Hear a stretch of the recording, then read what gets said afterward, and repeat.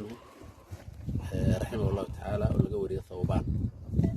النبي عليه الصلاة والسلام يا كورمي إن الدنيا الله صدوقي الله زوى لي الأرض النبي عليه الصلاة والسلام الدنيا دي ودن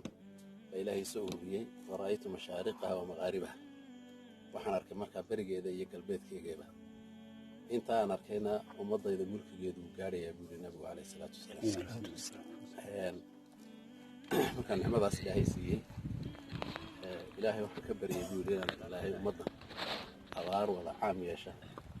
أنا إلهي كويدي إلهينا ويقال قلي وحكلون إلهي كبري عدو يجا بحثا وكسود له باقية يعني وحوية وضد مسترة يجنا إلهي كبرداديو يجنا ويقال قلي وحكلون إلهي ويجستي إلهي يجا الحدود عن الصوص الذي تينا إلهي سبحانه وتعالى من يدين مركا حديث قاس مركينو إنه حكور رميا رما غيرياد والنبي عليه الصلاة والسلام مركا مكور رميا مدينة لتشوي من تمر دافس سنين مقالة المدينة هي حريرية لكن إلهي سبحانه وتعالى قدر ديسة ده واحد نبي مكور رميا ودعه وواحد عضي إن المسلمين تو بعد وحوي خلافوين كده دنبهي الخلفاء الراشدين هالنقطهم أما خلافة بني أمية هالنقطهم أما خلافة بني العباس لا عثمانيتي بري قلبيض وكذا على المدن المسلمين بري وكذا على إلا ده شينها إيو هندي إيو يعني وحوية بريقي فقامي قاعد حقنا يعني وحوية يوروب دواتها يعني وحوية برتغيس إيو سبين إيو فرنسيس إيو وطما فرابض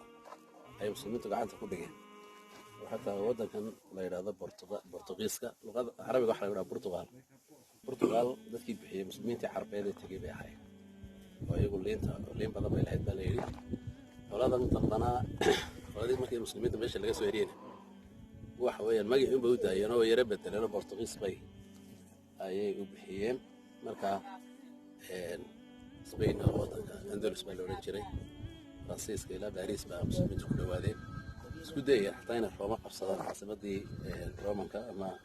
Romaaniyiinta galbeedka tii kalena waa kuwii qabsaday المهم يعني waxa weeyaan nabigu arinta uu ka waramay qaybka way dhacday oo muslimiintii bariga galbeed gacanta ay ku dhigeen sida Ilaahay subhanahu wa ta'ala ugu bishaariyay nabigeena markii uu gaaray waxa kale oo iyana dhacday Ilaahay subhanahu wa ta'ala ummadan inaanu ku dhameystirin abaar wada gaadha oo hadii meel abaar ka dhacdo meel kale ayuun bay dadku yani waxa weeyaan ku baxaano wax wada dhameystira sidii dawmadii hore markii halaag Ilaahay ku soo rogay isku wada raacin jiray kuma dhicin tiyaak allana cadow ku soo duulo qabsada ayana ma dhicin haday qabsadaan marka qaarkood deeray dhulka qaarkood qabsadaan baa laga yaabaa dhulka qaarna ay u badbaadaan laakiin wax wada qabsado oo gacanta ku wada dhiga kuma dhicin ilaa xilligaas muslimiintu sidii u jiraan ilaa qiyaam saacana way jirayaan iyana waa bishaara kale oo nabiga ka waramay alayhi salaatu wasalaam arinta ugu dambeysay nabigu sheegay ee ah in iyaga la isku salidayo yani wax weeyaan iyagu ay yani wax weeyaan islaagi doonaan waa arinta jirta oo u baahan runtii in